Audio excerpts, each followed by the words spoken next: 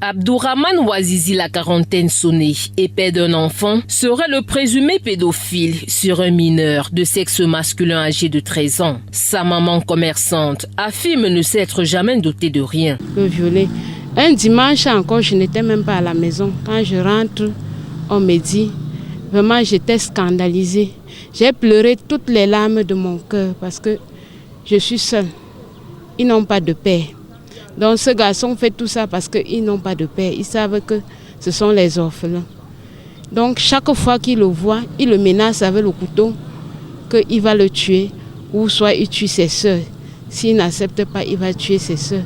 Donc vraiment, je n'étais même pas au courant. C'est le jour-là que moi-même, j'ai su. J'ai demandé à l'enfant. L'enfant a accepté. J'ai tellement pleuré. Je ne supportais même plus. C'est là où j'ai amené l'enfant à l'hôpital. On a confirmé. Le mis en cause, en garde à vue au commissariat de sécurité publique du 9e, au quartier Mendon dans le 6e arrondissement, est accusé de pratique d'homosexualité et atteinte à la pudeur sur mineur. Il opérait dans plusieurs villes.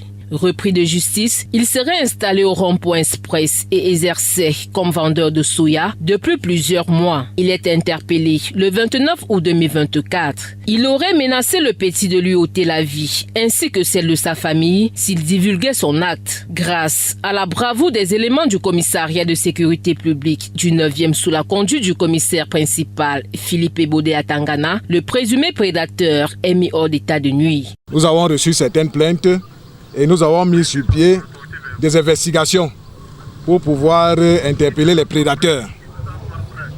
C'est ainsi que nous avons, en début du mois, pu mettre la main sur ce monsieur Abdourahmane Ouazizi, âgé de 40 ans, qui est passé aux aveux complets d'avoir justement eu des abus sexuels sur des jeunes garçons mineurs de moins de 14 ans. Il en a fait son sport favori. Et tout laisse croire que c'est le principal prédateur que nous recherchons dans notre secteur. Comme mode opératoire, il appâtait ses victimes, calculait ses proies, leur offrait la viande avant de passer à l'acte. Il a derrière un comptoir, mais à longueur de journée, il calcule ses proies et peut même les appâter en leur offrant un peu de viande.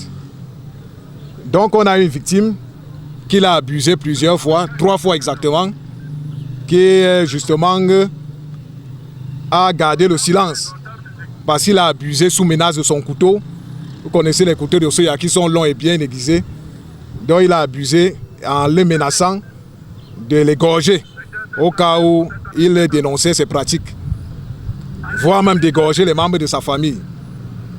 Mais justement, comme il le faisait à l'air libre, non loin de la rivière, au niveau du rond-point express, dans les fourrés, dans la brousse, il y a des populations qui un jour les ont surpris pendant que l'agresseur se rhabillait. Pour le docteur Rutkanga Gongan, les conséquences du viol sur mineur non conséquentes peuvent être sur plusieurs plans, mental et physique, tels que la violence, les troubles de comportement et autres. Vous pouvez avoir un enfant qui devient violent. Vous pouvez avoir un enfant qui développe des troubles de comportement. Et les troubles du comportement peuvent être de différentes natures. Pendant que d'un côté, vous aurez quelqu'un qui se retire, qui se renferme sur lui, vous pouvez avoir un autre qui devient violent, agressif, qui cherche des méthodes de compensation.